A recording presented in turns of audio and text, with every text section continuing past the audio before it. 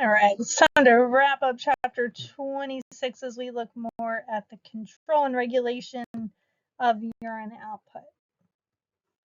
So if we look at the concentration mechanisms, so again, as we mentioned before, the kidney produces urine with altering concentrations. So we can have high volume and dilute concentrations, or low volume and highly concentrated. So the ability to control the volume and the concentration depends on the countercurrent mechanisms, the medullary concentration gradient, and hormonal mechanisms. So we're going to look at these different mechanisms to see how each of them work. So if we look at the countercurrent mechanisms, so this is the fluid in separate structures that flow in opposite directions. So again, countercurrent, going in opposite directions, that allow materials to be exchanged as they pass. And then we have the countercurrent multiplier in the nephron loop. That's responsible for much of the high solute concentration in the interstitial fluid of the medulla. And then we have the countercurrent exchanger in the vasa recta that's part of the capillary that maintains that high solute concentration in that interstitial fluid. So if we look at the medullary concentration gradient, so in order to concentrate the urine, which just prevents a lot of volume of the water from being lost, the kidney needs to maintain high concentrations of solutes, because water moves from a high solute concentration to a low solute concentration. So by keeping the solutes high in the medulla, that causes water to go into the medulla. So that concentration gradient, that interstitial fluid, has a high solute concentration compared to the cortex. So remember, the cortex is on the outside, medulla on the inside. And that interstitial fluid concentration is around 300 in the cortex, gradually increases to about 1200 by the time we get to the tips of the pyramids. Not numbers you need to know, but just kind of putting it into perspective of how this gradient works, ranging from about 300 to 1200. And the gradient is maintained by those countercurrent mechanisms and urea cycling. So the countercurrent multiplier is the first one that we look at. So there's active transport of sodium, and then the co-transport of ions like the potassium and chloride ions, as well as others in that thick portion of the ascending limb. That's moving them into the interstitial fluid. Now it's impermeability of the thin and the thick parts to water. So remember, as we go down the loop of Henle, lots of permeability, but as we start the ascending into that thick part, the permeability of water essentially goes to zero. Then the vasa recta, that's in the capillary, removes the excess water and solutes that go into the medulla without destroying the concentration of solutes. So it's just the movement of water, not solutes.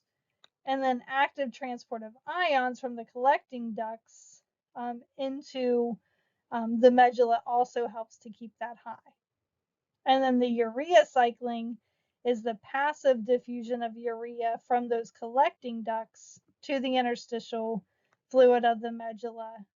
Again, it's the impermeability of the ascending limb and the permeability of the descending limb to urea. So again, the ascending limb is not permeable to urea, but the descending limb is. So it's very similar to water. Then the countercurrent exchanger, that vasa recta, again, supplies blood to the medulla and carries away the excess water and solutes without changing the concentration. So this is due to that countercurrent mechanism. So the walls are permeable to both the water and the solute. So as blood goes toward the medulla, water moves out and solutes move in. Again, countercurrent. Water is coming out, solutes going in. So as the blood goes toward the cortex, it's the opposite. Water moves in, solutes go out. So there's slightly more water and solutes carried away from the medulla than into it. And this is just kind of visualizing. So again, we have our nephron countercurrent multiplier, and then we also have in the vasa recta the countercurrent exchanger. So these two are what's allowing the solute concentration to remain high. So again, our countercurrent multiplier here. So as the filtrate comes in, so this would be from the Bowman's capsule, we have our descending limb that's very permeable to water and solutes, so they're all moving out. But then as we start into the ascending limb, water is not it's not as permeable to water. Our solutes, though, are still coming out into that interstitial space. So it's allowing it to become concentrated and then ultimately into the collecting duct. Now in the vasa recta, so in our blood supply, we have the countercurrent exchanger. So again, as we are moving our blood flow coming through our descending vasa recta, we have water coming out, solutes going in. Then as we get to the ascending, we have the opposite. So again, as the ascending, then it's the opposite. So water is coming in, solutes are going out. This picture is just looking at how the nephron and the vasa recta work together. So in the previous slide, we looked at each one separately. This is just showing how they both are going together, particularly how the water is moved out of the filtrate in the loop of Henle as it moves through that and then into the vasa recta to then be removed. So again, we're reabsorbing most things. Again, our ions and our solutes are being reabsorbed here. So again, these two are right beside each other. Again, the previous slide showed them separately just to see what all is happening, but this is how they actually overlay so that you can see how the water and the solutes are actually being filtered out of the urine and then back into the blood flow. So the concentration gradient in this urea cycling are mainly responsible for why the medulla has such high osmolality, meaning there's a lot of solutes that are in there.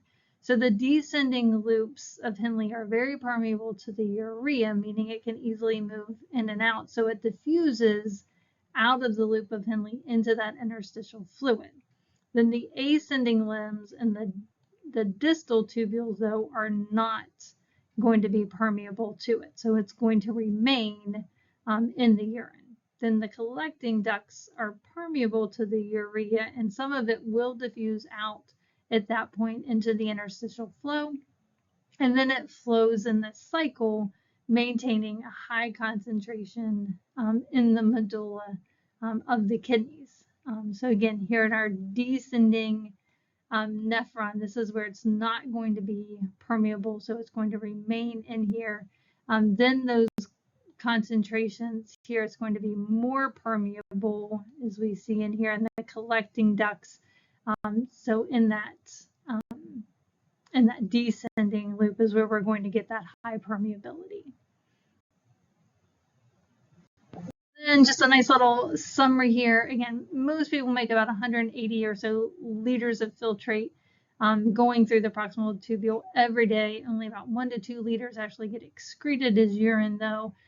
So again, we have a lot of our solutes like amino acids, glucose, sodium, water, etc., that are moving through the lumen of the proximal tubules. So they're moving in here into this interstitial space. And then into the vasa recta, back into the blood flow that occurs. But as it continues to flow through that renal tubule, again, it gets to that descending limb. This is where the nephron is highly permeable to those water and solutes, like we just talked about with the urea. And so those penetrate deep into the medulla, and that sets up that high osmolality that we just looked at. So then the water diffuses out more slowly into them, and over time, that filtrate as it goes to the deepest parts has been reduced in another 15 or so percent. So about 80% of the filtrate is reabsorbed. So again, 180 or so liters come through. Only about 1 or 2 ultimately throughout the day get excreted. This is just looking then at the thin and the thick filaments. Again, both of those are impermeable, but the solutes can still diffuse out through there using that symport that we talked about, keeping sodium high outside so that it comes in, releases energy that other molecules can use to come in. So the volume of the filtrate doesn't change as it passes. So as a result, the filtrate entering the tubule is dilute compared to that that's in the interstitial space. So we're getting that change in osmolality. That pressure helps drive everything. And then our distal convoluted tubule and those collecting ducts at the very end, they are permeable to water. And so we can still get some reabsorption here based on that hormonal regulation. And then about 1% or less or so actually remains in the urine. So the body is conserving and recycling these nutrients in water. So if we look now at this regulation of that urine concentration and volume, so that filtrate reabsorption in the proximal tubules and the descending limbs is obligatory. So it's really rather constant. So it's not really changing, not a lot of regulations. It's permeable, so it's just going to move with its gradient.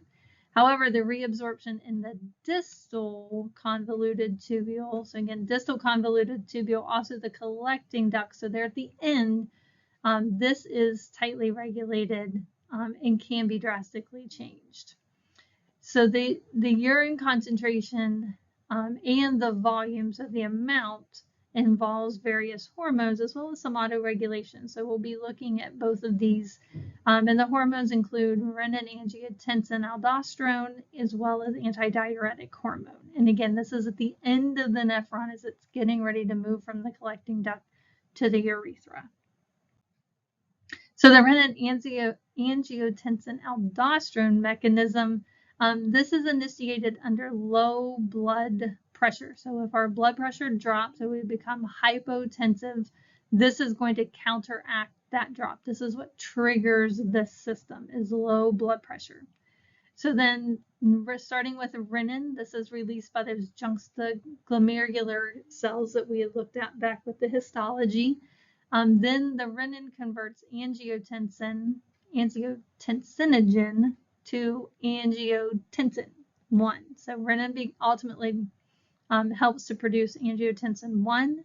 Then there's an ACE molecule, which is angiotensin converting enzyme in the lungs that converts angiotensin 1 to angiotensin 2. This is a main vasoconstrictor, so constricting those blood vessels. That then stimulates aldosterone to be secreted. That triggers thirst and secretes antidiuretic hormone. Now the aldosterone also acts on the distal convoluted tubule and the collecting duct to increase sodium reabsorption and therefore water reabsorption. So this is going to be putting more water back into the blood to increase that blood pressure when it's low. So again, if we kind of look at the effects now, kind of more here in words and some pictures. So again, when the blood pressure decreases, so we're hypotensive at this point, renin is going to get released by the kidneys. And that release of renin then is caused by a reduced stretch of the afferent arteriole. So again, that blood supply. So whenever that stretch, so again, if the blood pressure is low, it's not stretching very much. That detection that it's has a reduced stretch is what triggers renin to be released from the kidneys.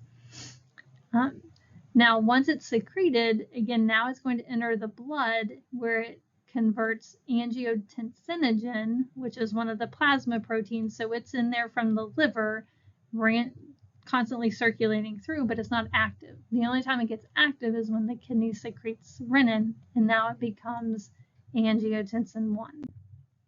Then that ACE converting enzyme is going to convert angiotensin 1 to angiotensin 2.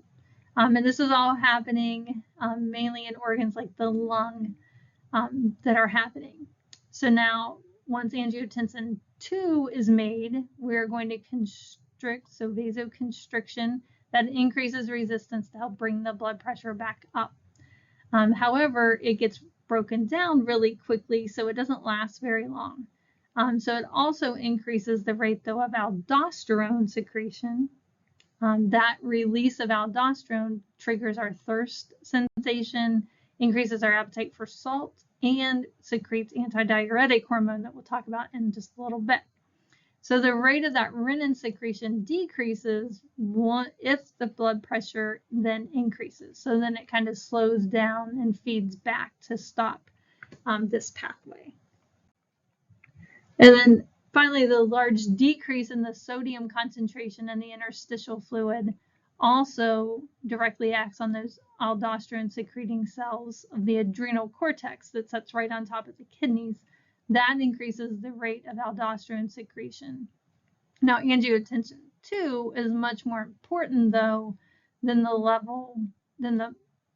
blood level of sodium for regulating that. So again, it's the rate of aldosterone mainly, the angiotensin II that's the most important factor here.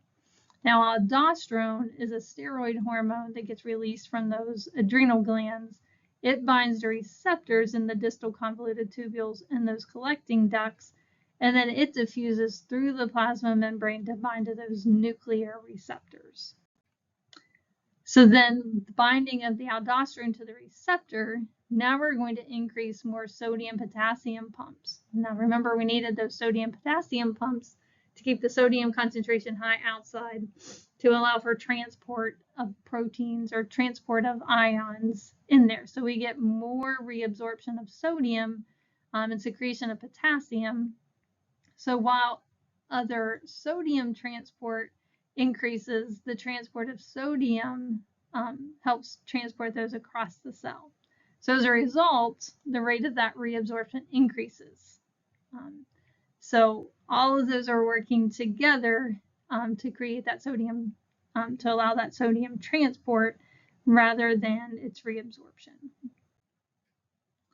All right, so then our antidiuretic hormone, this is made, instead of by the kidneys, this is made by the hypothalamus, and that's stored there in the posterior pituitary.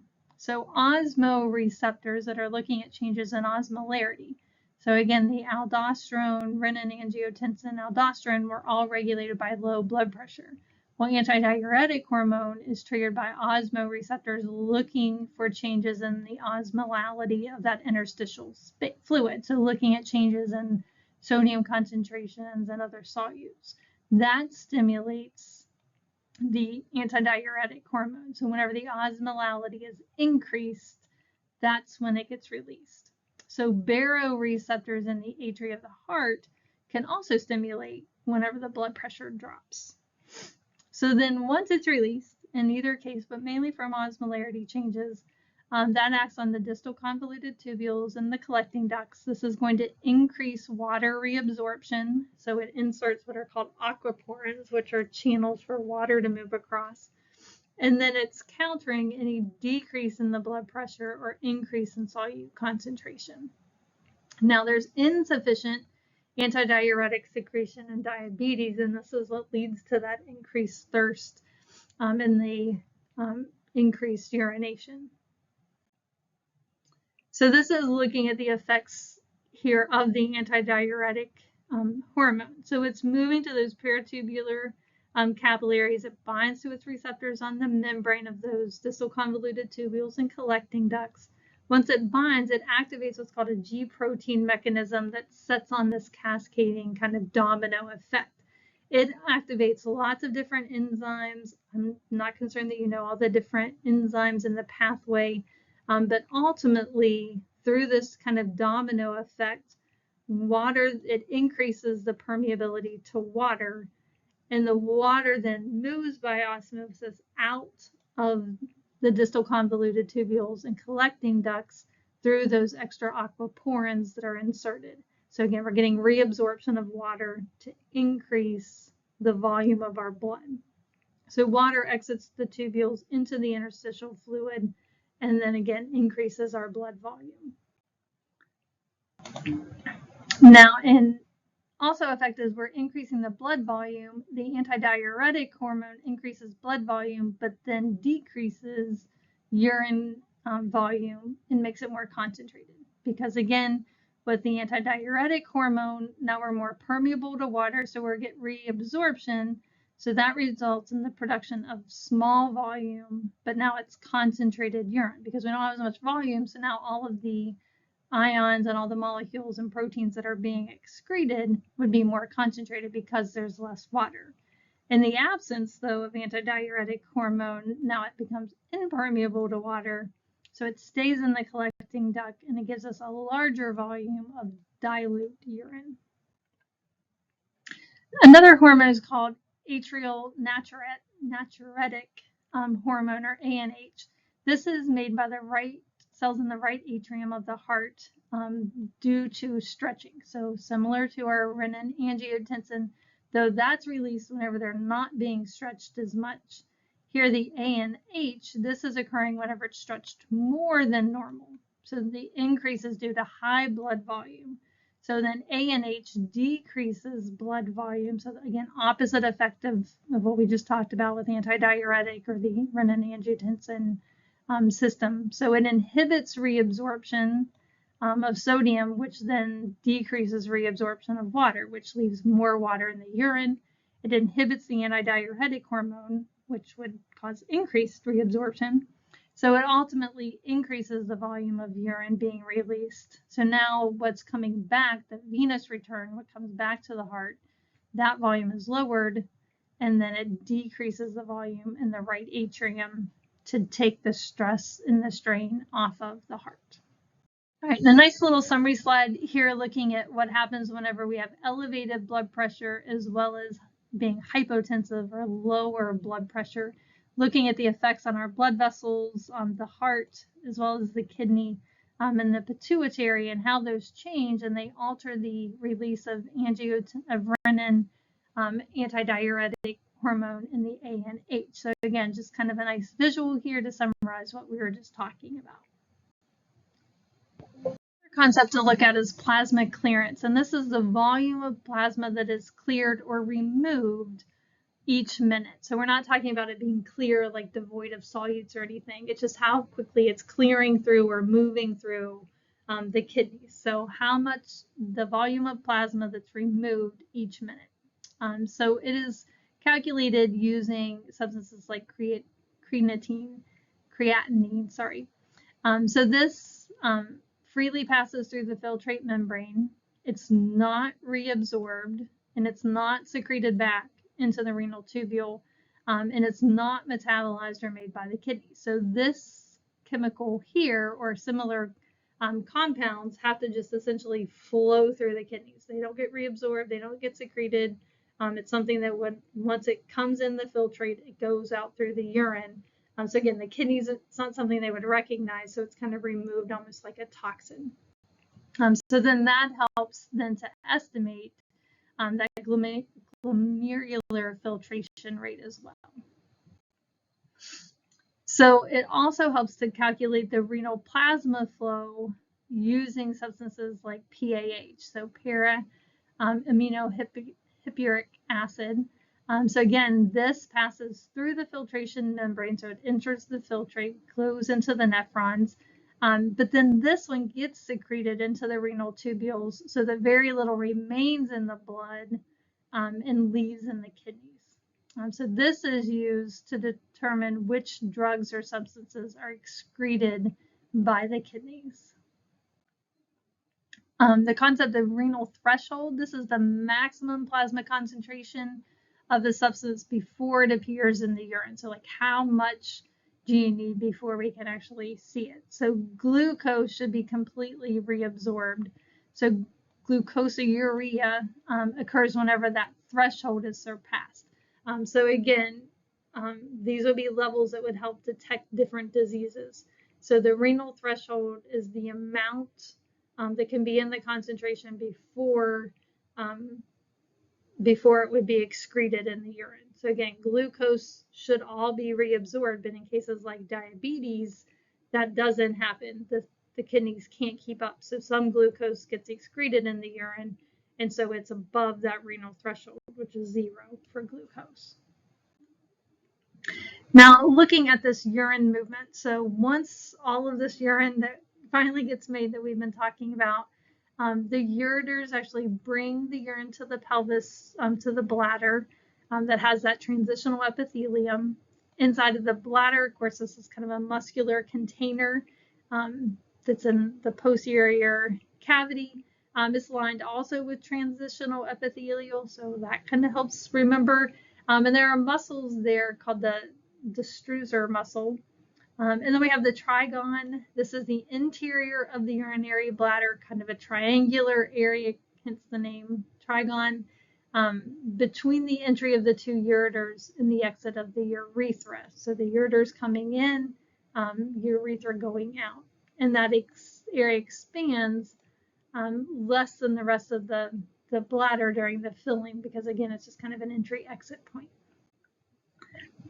So if we look at the anatomy and histology of this area, so we have the internal urinary sphincter. So again, sphincters like the GI, these are like stopping flow.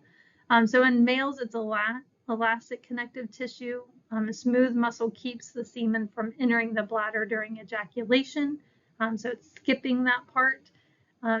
External urinary sphincter, this is skeletal muscle that surrounds the urethra and kind of acts as a valve for that urethra. And the male urethra extends from the inferior part of the bladder through the penis. The female urethra, though, is much shorter, and it opens into the vestibule anterior to the vaginal opening. All right, and then these just looking, kind of visualizing the difference between the female urethra and the male urethra. Again, for both of them, though, the ureter is moving from the kidneys down into the bladder, and then from the bladder through the urethra. What allows the urine to flow into the ureters is all hydrostatic pressure that forces the urine through there. So peristalsis, similar to what we saw in the GI system, that moves the urine through the ureters from the renal pelvis to the bladder. That occurs about every few seconds, up to once a couple minutes. So again, that varies due to different situations. So parasympathetic, we're thinking about rest and digest, so that increases the frequency, so more urination happens under that rest and digest. Parasympathetic, when we're running from the bear with sympathetic stimulation, we don't want to be peeing, so we're going to decrease the frequency of that peristalsis. And then the ureters enter the bladder obliquely through that trigone that we just mentioned, and that pressure compresses the ureters to prevent it from going back. So it is a one-way flow.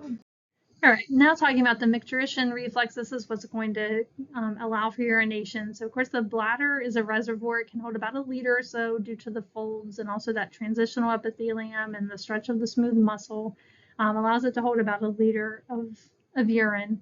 Now this reflex though to urinate gets activated when the bladder gets stretched. So the more it's stretched, the fuller it is, triggers urination. So the detection of those stretch receptors occur.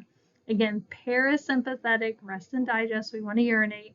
Those action potentials will cause the detrusor muscles to contract, and that will allow for urination.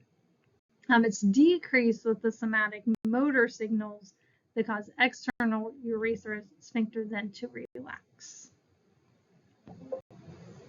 So just kind of looking at these feedback pathways. So again, urine filling the bladder, we stimulate those stretch receptors that produces action potentials. They're created through sensory neurons detecting signals, move through the spinal cord to the pelvic nerves, and this is a reflex. In response to those action potentials, again, through parasympathetic fibers, those action potentials cause smooth muscles to contract. Also, we get decreased somatic, which is our sympathetic action potentials. That causes the external sphincter that has that skeletal muscle to relax, which allows urine to flow from the bladder when the pressure is great enough to force the urine through the urethra while that sphincter is relaxed. So then this reflex normally produces a series of contractions of the bladder that leads to urination. So those action potentials are carried by the sensory neurons. Again, the stretch receptors in the bladder also in the spinal cord into that microtrition center of the pons in the cerebrum. Wow. Then that reflex is integrated at the spinal cord as automatic. So not something that we're thinking about. It's neither stimulated or inhibited by descending action potentials from the spinal cord. So for example, the higher brain centers prevent this by sending action potentials from the cerebrum to the pons to inhibit that reflex. So therefore, the parasympathetic stimulation is inhibited. The somatic motor neuron, thinking about sympathetic, that's going to keep the sphincter contracted to prevent urination. So then finally wrapping up here with the effects of aging on the kidneys. So overall, there's a gradual decrease in the size, so the kidneys start to get smaller, so only about a third of one kidney though is necessary for homeostasis, so thankfully that doesn't have a huge impact. The amount of blood flowing decreases, the glomeruli decrease, which also decreases the ability to secrete and reabsorb molecules, so increased urination because less is being reabsorbed. So the ability to concentrate urine declines. The kidneys are less responsive to the hormone regulation that allows for reabsorption. So again, all these increasing urination. And again, reduced ability to participate in that vitamin D synthesis. That also leads to osteoporosis because we're not regulating calcium absorption as much, that then causes bone fractures to occur as well, because again, the kidneys are involved in that vitamin D synthesis.